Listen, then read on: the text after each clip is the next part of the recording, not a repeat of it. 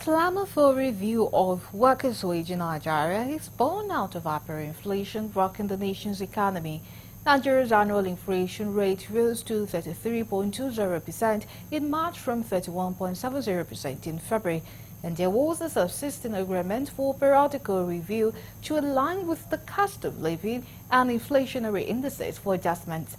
As of the last update, the national minimum wage in Nigeria was established at 30,000 naira per month. Galaxy News correspondent Lebi Joseph takes a look at this evolving development in this report. The argument of the labor leaders for the upward review of workers' wages is that current minimum wage of 30,000 naira can no longer cater for the well-being of an average Nigerian worker. Salary of workers cannot conveniently foot just transportation bill through the month, talk less of putting food on their table. In the last, let me just say, 1 year plus, the issue of minimum wage occupy a very central pitch on the workers' fundamental issue. And you will see clearly that it's not just they are putting it as if it's just become an attempt to them. But because of the prevailing circumstances we have found ourselves, it's very obvious that minimum wage, the present wage, cannot take workers to anywhere. The question is minimum wage the problem that we face? And the answer obviously is no. Minimum wage, the issue of minimum wage is only a very small part of the entire economic equation. First of all, let's put things into context. When you talk about minimum wage, especially in the Nigerian context, it really addresses mainly government workers, federal government workers, state government workers, and local government workers. Workers in the private sector, organized private sector, and the informal economy represent a significant proportion of the workforce of the country. Calling for living wage for Nigerian workers is not a new thing, because in the year 2018, the Trade Economics reported that living wage for an individual and a Nigerian family to 43,200 naira per month and 137,600 naira respectively, and this was before the removal of subsidy. Presently, no laborer can live in Nigeria with alleged less than 100,000 naira monthly. So if you increase minimum wage, you have to ask the question, what quantum of money will that result in as regards to money supply in the economy?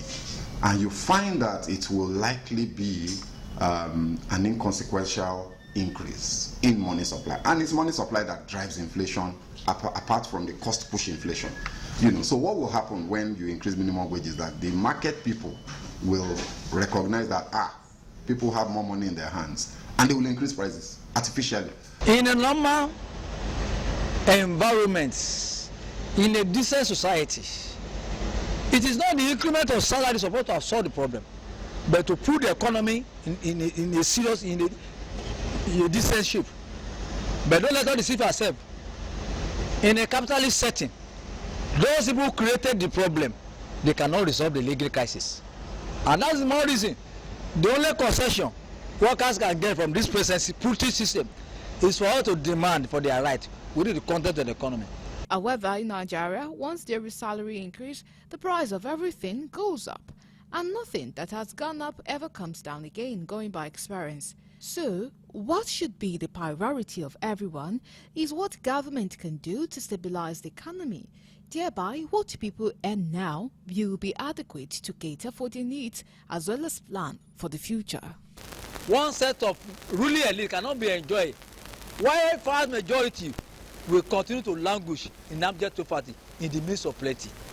God has given us abundant resources, both human resources and natural resources. But just a little elite, people who are less than 5% of the working populace, are dominate and corner the resources for the betterment of themselves and their cronies. As we're facing, the inflation problem is a huge problem. And closely associated with that is the cost of living problem. Now, the cost of living problem was created by inflation, but has taken up a life of its own. So you now have a situation where, even though inflation drove us to this point, now it looks as if prices have taken on a life of their own. And even when the factors that resulted in the inflationary trend have been abating, cost of living is not going down. My own postulation has always been that it will go down, but it will not go down as quickly as it came up.